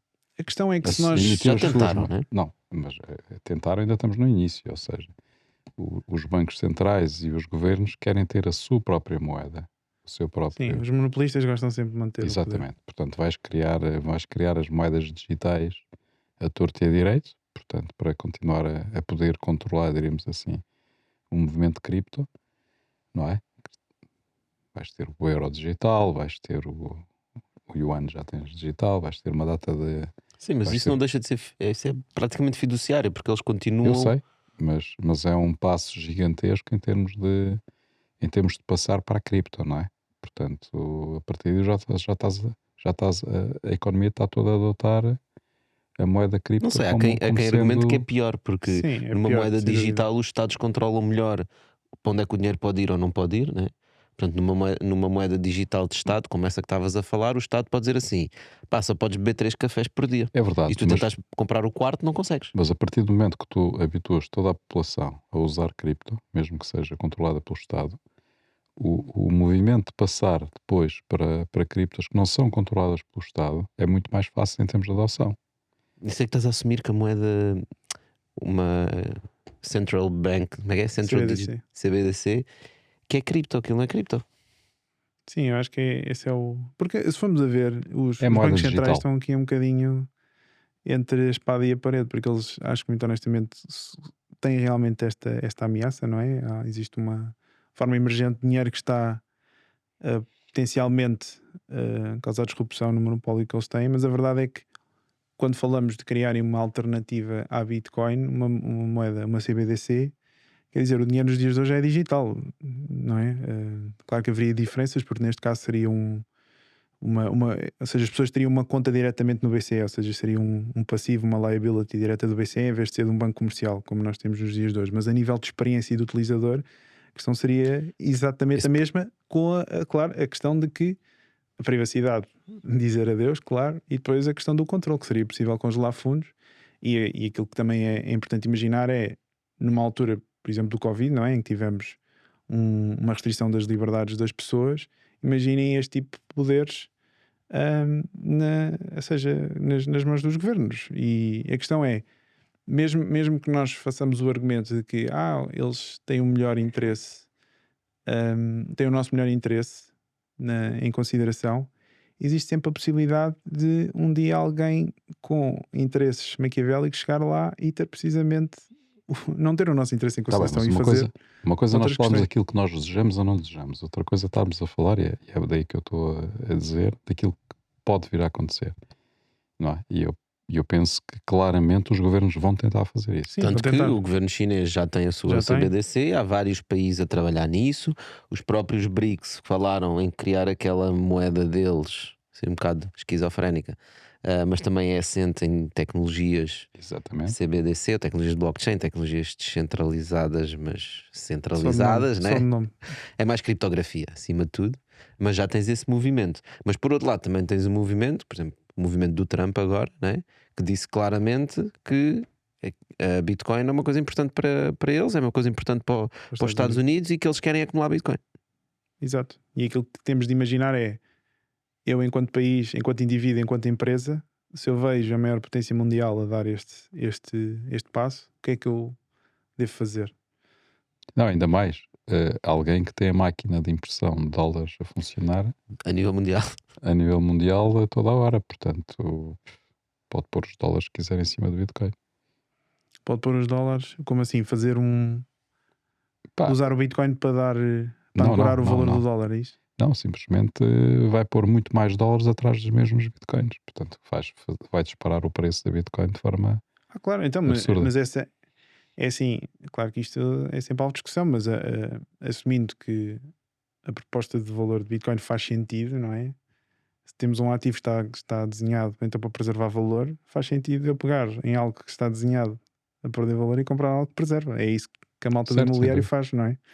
A malta do imobiliário, falámos da especulação, não é? Por acaso é um tema que acabámos por não explorar muito, mas é claramente um produto deste crédito barato que houve desde 2008, 2009. E se formos a ver, estávamos a falar de valor acrescentado, é uma indústria que, claro, enfim, não estou a falar das pessoas que fazem os projetos, constroem as casas, mas quando falamos de intermediação, é um mercado que está muito mais dinâmico, precisamente devido à necessidade das pessoas encontrarem um veículo de rentabilização do seu capital, porque sabem que no banco não podem fazer. E os bancos comerciais já agora encontrarem um veículo de despachar dinheiro, né? Enfiar dinheiro na economia, porque é uma ótima forma de colocar o dinheiro na economia. Através do real estate, não é? Por acaso que o real estate está sempre a subir. Existe sempre essa premissa de que o mercado vai continuar a subir, não é? Mas, regra geral, é assim que as bolhas começam. Exato, mas agarrando, continuando aí essa nossa ideia, portanto, ok, os bancos centrais começam a acumular Bitcoin para o seu tesouro, mas há um momento em que eles têm que dizer: olha, agora podes transacionar Bitcoin na economia real, que é o que El Salvador fez, se não me engano, não é? Podes transacionar Bitcoin na rua, comprar um hambúrguer no Lightning Network. Vão ter que construir layers para isso. Ninguém vai depois utilizar o Bitcoin. Sim, é o que eu estava a dizer. A nível de adoção vai ter de ser construído, vai ter de ser provavelmente através de camadas construídas por cima da camada 1. Se calhar o passo seguinte nesse caso seria cada governo, chamemos assim, cada poder, tentar construir o seu layer em cima do Bitcoin. Não tem para vantagem. Poder continuar. Não tem vantagem? Não, qual é? Controle.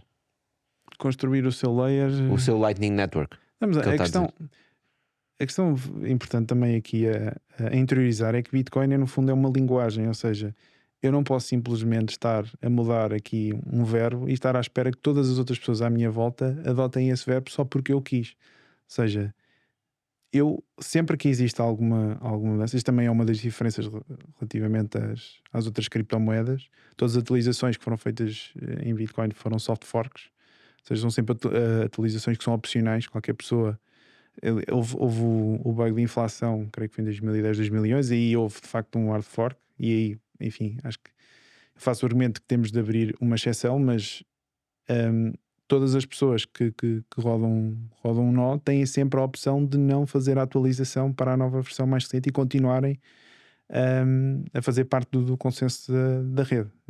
Em Ethereum isso, por exemplo, não acontece, em que já houve vários hard forks, em que inclusive o maior deles tivemos o método de consenso que foi alterado por favor para Proof of Stake. Ou seja, acho que eu utilizo muito esta ideia de que é um bocadinho que estávamos a jogar xadrez e de repente houve alguém que mudou as regras e eu estava a pensar fazer uma estratégia e agora diz que as regras são outras.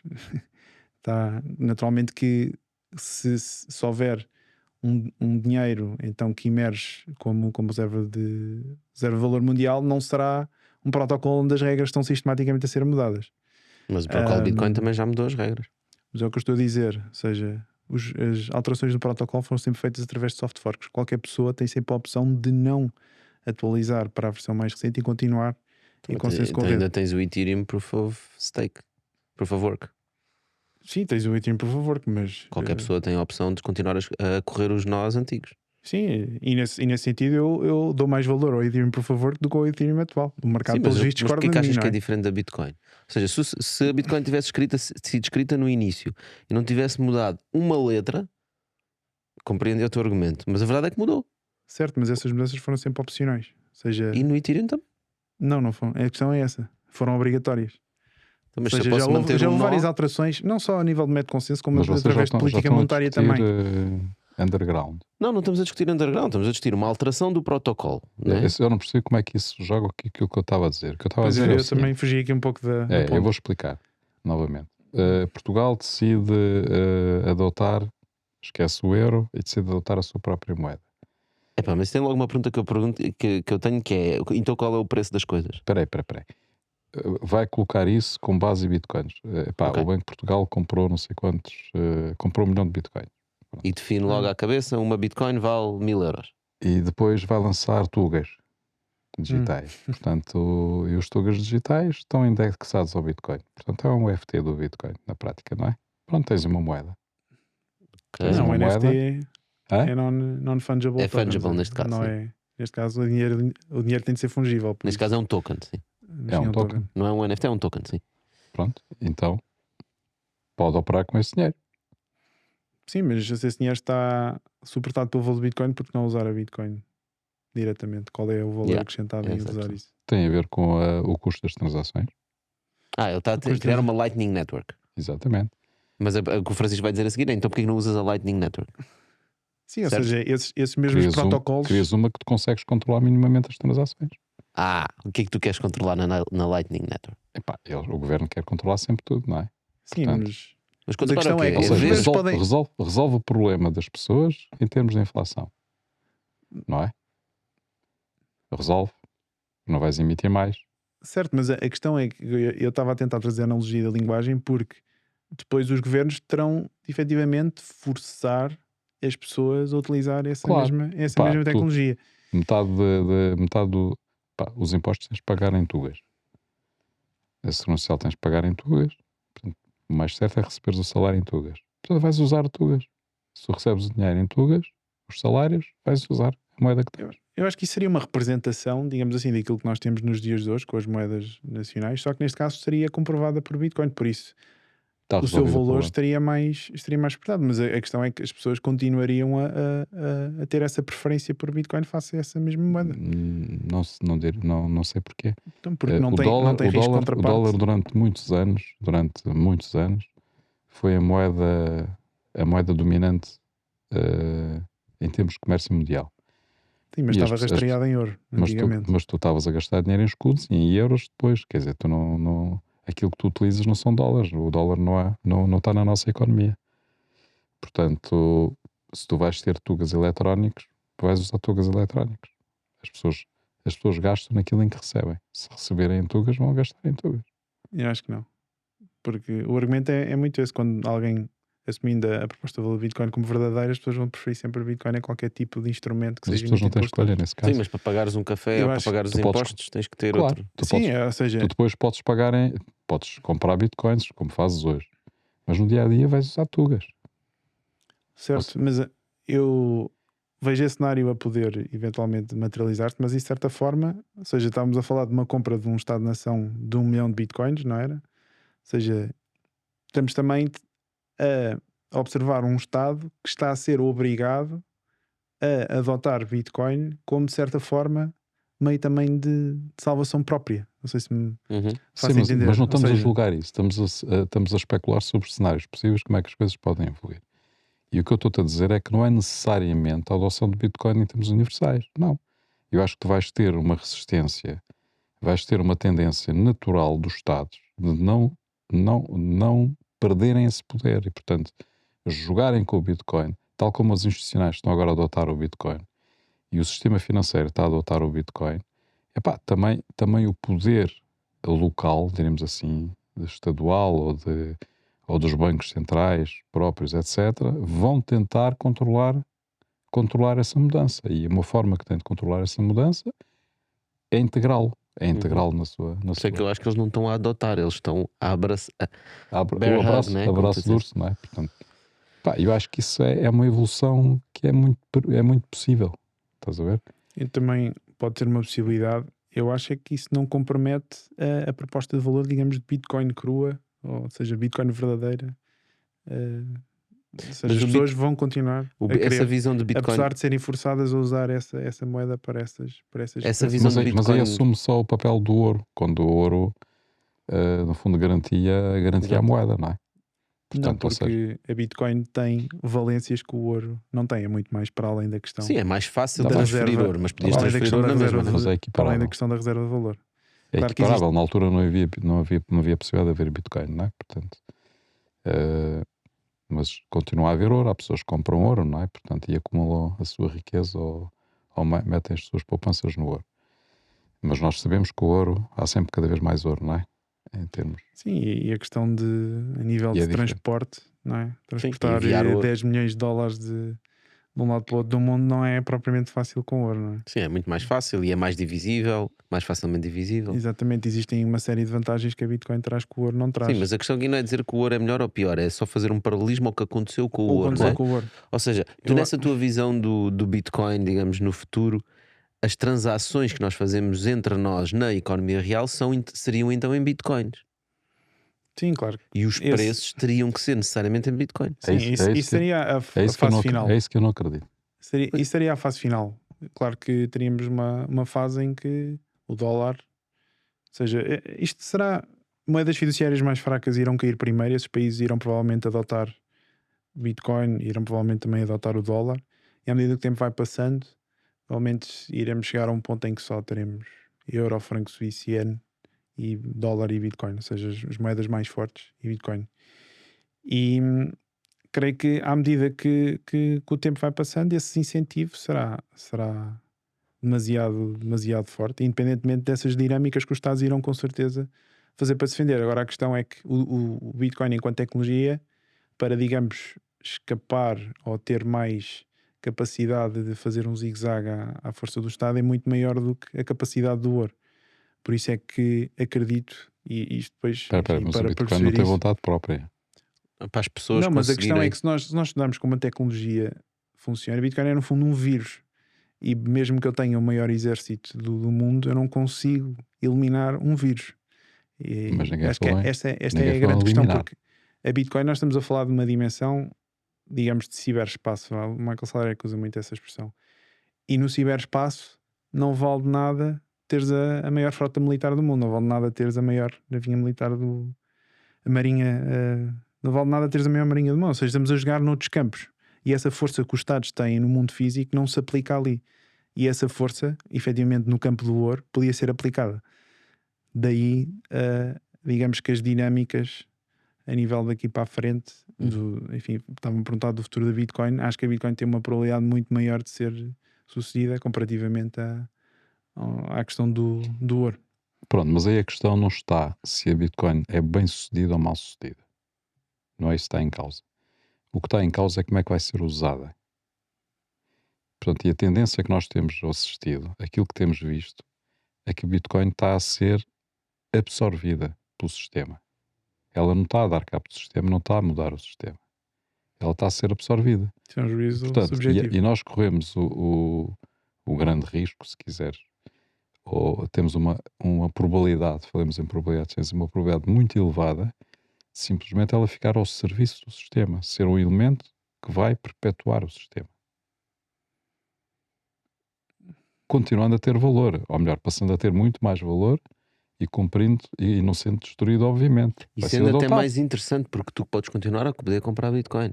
Exatamente. Portanto, tu continuas livre de comprar Bitcoin, fazer o que tu quiseres. Mas a verdade é que ele vai consolidar o sistema, vai resolver o problema do sistema que o sistema tem hoje. Portanto, e a ideia inicial do Bitcoin de ser uma alternativa ao sistema vai desaparecer desse ponto de vista. Eu não vejo porquê, eu já... Mas isso aconteceu com muitas coisas. Atenção, isso aconteceu com muitas coisas no mundo, não é? Não seria a Bitcoin a primeira a fazê-lo, não é?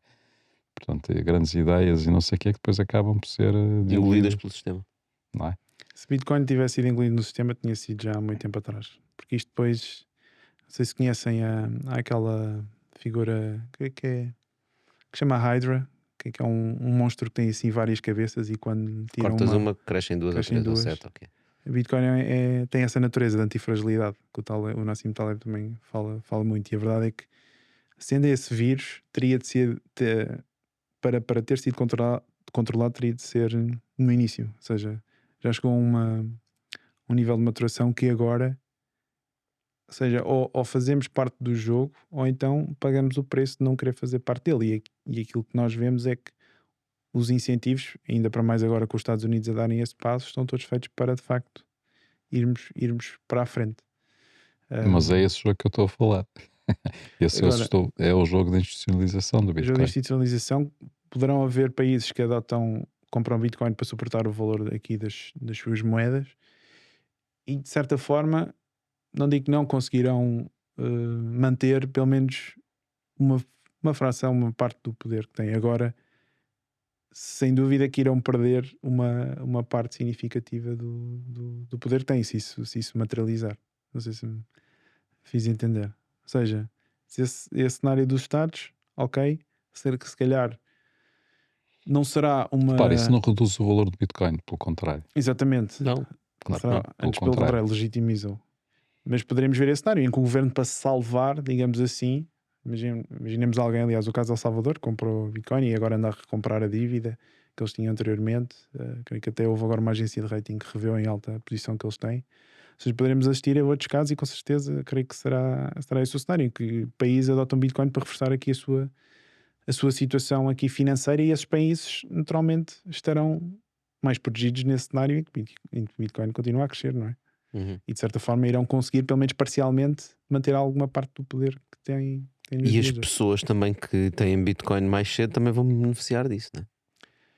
Sim, ok. Isso por acaso também é uma crítica que se costuma atirar muito. O ponto que faço é: não é para alguém adotar Bitcoin de forma mais precoce que vai impedir que alguém beneficie dela no futuro. Vai O que vai beneficiar acontecer é que irão haver naturalmente graus diferentes, não é? Níveis diferentes a nível do seu benefício. Mas isso pronto, é questão de uma escolha que depois cada um terá de tomar. Que não é diferente. Doutor, é abismalmente é diferente. abismalmente diferente. Os retornos que dá uma moeda como o Bitcoin. Certo, mas o nível de risco era muito maior. Não estou a falar hoje, por exemplo. Sim, então, mas o que é que impede as pessoas então de comprar Bitcoin? Exato, essa é a minha pergunta para ti. Porquê que ninguém compra Bitcoin? Então, isso tens de perguntar às pessoas, não é? Não é mas aí voltamos ao início da conversa. Os gajos que ficaram com o Bitcoin barato têm os métodos de produção. Tinham os meios de produção. Os meios de produção. Sim. Porquê? Porque quem minerava Bitcoin ficou com Bitcoin. Tinha um meio de produção, exatamente. Tinha um meio de produção. É verdade. Mas mais uma vez, na altura não havia garantia nenhuma. Está bem, ok, mas foi feito. Tu compras um campo e queres lavrá-lo, também não tens garantia nenhuma que vais ter sucesso, não é?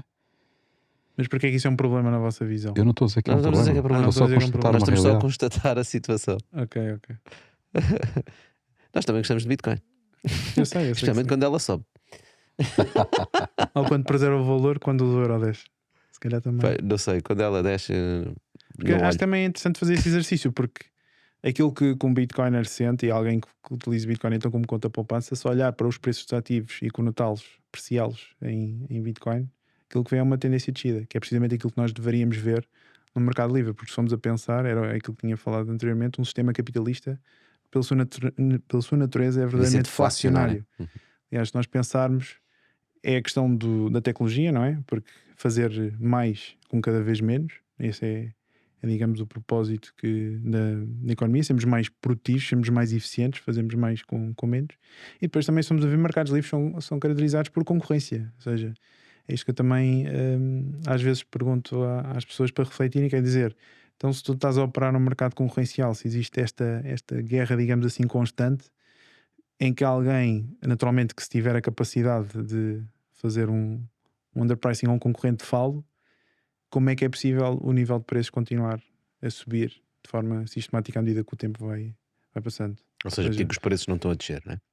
Exatamente. Aquilo que acontece é, na minha visão, nós tentamos andar para a frente e essa à frente, esses ganhos de produtividade deviam ser canalizados através da descida de preços, ganho de poder de compra dos salários das poupanças, e depois temos então esta impressão, digamos assim, de dinheiro que te está a tirar esse mesmo ganho. Ou seja, fazer 2 passos para trás. Exatamente. A pergunta é: querem dinheiro que está programado para perder de valor de forma sistemática, ou querem dinheiro que está desenhado para preservar esse mesmo valor para o futuro? A questão é essa. Frase super simples. Porquê é que as pessoas não compram Bitcoin? Ainda há pouco tentámos a falar aqui, ainda há bocado disse que os portugueses gastam 5 milhões de euros em raspadinhas por dia em Portugal. Se colocassem as 5 milhões de euros em Bitcoin, nós éramos o país mais rico do mundo. Acho que as pessoas que compram raspadinhas também não são pessoas que têm propriamente capacidade para poder fazer algum tipo de investimento. Mas há muita gente que compra raspadinhas e que nos ouve. Não compres mais raspadinhas, compra Bitcoin. Exatamente. Cuidado, mas recomendações de investimento pode estar é a FCC que venha cá. Não, mas a questão é mesmo essa, que é para tu teres adoção e a ideia é simples. Queres dinheiro que vai perder valor ou queres dinheiro que vai ganhar valor? Ou preservá-lo. Ou preservá-lo no mínimo. O objetivo é preservá-lo, não é ganhar. E mesmo assim, há quantos anos é que já está a Bitcoin? Não há realmente uma adoção em massa da população. Porque é muito especulativo. Com base no quê? Vamos agora os dois ali fora à rua e paramos todas as pessoas que passarem e perguntamos... Não significa que a adoção do Bitcoin não está a subir. Significa que apenas que as pessoas aqui ao lado não estão a adotar Bitcoin, mas o que se passa aqui ao lado não é aquilo que se passa no mundo, não é? Estamos certo, mas estamos no Parque das Nações, em Lisboa, até um sítio fixe eu para acho ver esse que teste. que mostra é que acima de tudo ainda estamos num período inicial dessa adoção, caso ela aconteça. Acho que é isso que prova, não é? Que o grau de crescimento o crescimento não está a ser positivo, antes pelo contrário, se olharmos para as métricas da rede, a nível de endereço, a nível de hash rate, que é o poder computacional que protege a rede, Quantas tudo pessoas é que são realmente? Sim. Pois, não tenho uma coisa são carteiras, eu posso criar carteiras infinitas. Sim, mas não tenho aqui os dados de mão, mas se olharmos aqui mas há estudos disso, não é? Sim. E sobretudo nas realidades dos países em desenvolvimento, África, o caso de moedas a colapsar, Argentina, Turquia, Bitcoin e a adoção das stablecoins também está muito forte e a crescer. Ok. Stablecoins também tem uma indústria que tem crescido bastante também. Sim, mas sempre a conversa do Web3 foi sempre a questão da adoção, não é? E como criar, aliás, muitas das coisas inventadas naquelas blockchains que tu gostas menos, como por exemplo os NFTs, uma das coisas que trouxe foi trazer adoção. Deixa eu só fazer um reparo, eu não tenho nada contra o NFT em si, o problema é o NFT ser construído nessa não blockchain alternativa. Das bases, não é? Sim, eu vejo utilidade para ter por exemplo, vamos supor que eu vês utilidade ter um macaco? Não, enfim, eu acho que esses usos são um bocado mais disparatados. Mas vamos supor que alguém quer dar serviços de consultoria e quer só dar esses mesmos serviços a 10 clientes. Pode criar, neste caso não seria um NFT, não é? Mas estaria a emitir um token, 10 tokens, e quem teria o token teria acesso a esse serviço de consultoria, digamos assim. E depois poderia criar um mercado em que essa pessoa, se tivesse o token, poderia vender a outra pessoa. Agora a questão aqui é, primeiro tem de haver naturalmente a questão relatória, não é? A legislação para proteger a pessoa quando compra esse token, caso essa pessoa não providencie esse mesmo serviço. e a questão desse mesmo token de ser emitido numa base de dados que é verdadeiramente segura, que neste momento argumento que só é Bitcoin. Pois. E veremos que se a adoção se vai acelerar, continua sempre a acelerar, tentado a acelerar, e portanto não há de faltar muito. Deve haver previsões de quando é que é, com base na aceleração da adoção, quando é que nós atingimos tipo. Existem vários 70%. modelos econométricos. Existe um famoso que é o Stock to Flow, mas que tem muitos erros. As pessoas. O Stock to Flow é mais pelo preço da Bitcoin, não é? Não, tem a ver com o estoque que é emitido por dia a dividir pela oferta total. Eu já não sei exatamente, mas eu tive de rever isso para a minha tese e estava cheio. A nível econométrico tinha uma série de erros. Mas sim, existem outros modelos. Há a questão da Power Law, a lei de. Não sei como é que é a tradução direta.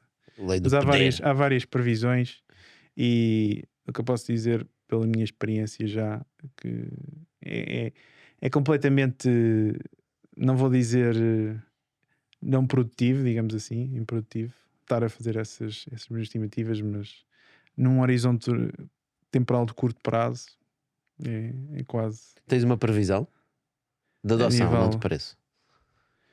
Eu acho que assim, a ou nível... um desejo.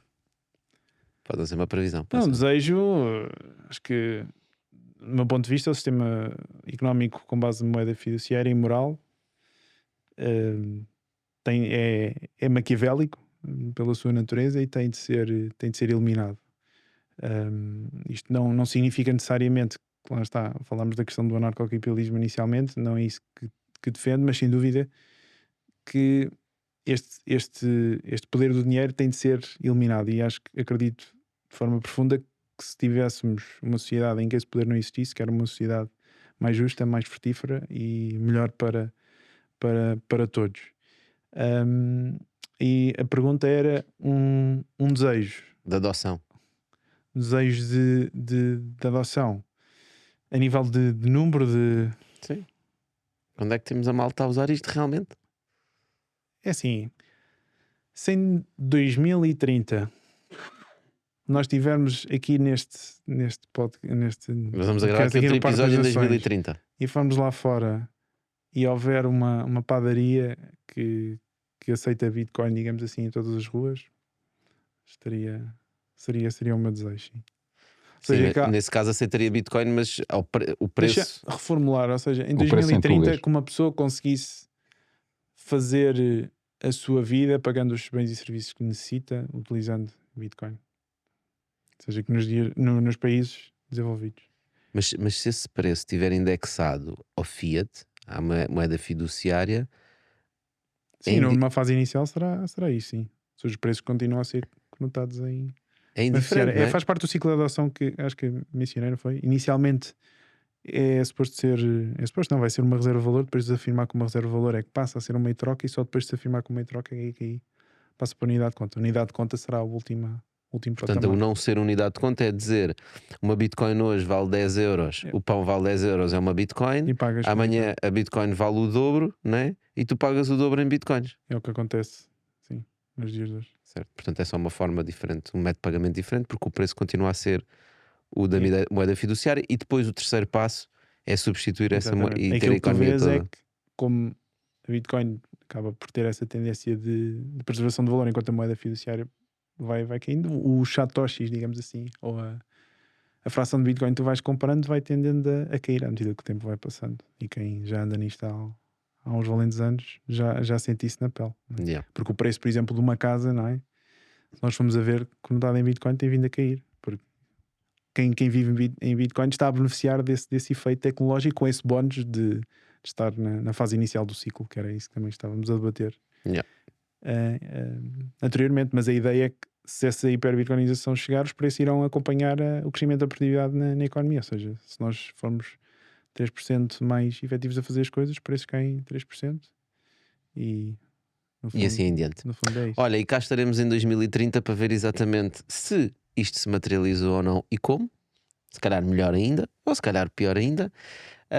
Obrigado por ficarem até aqui. Já sabem, se falámos de alguns temas e não perceberam nada do que é que nós estávamos a dizer, temos outros episódios em que falamos sobre o mundo Web3 de forma um bocadinho mais from the basics, do básico. Portanto, vão lá ver.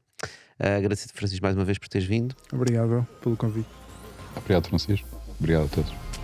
Done.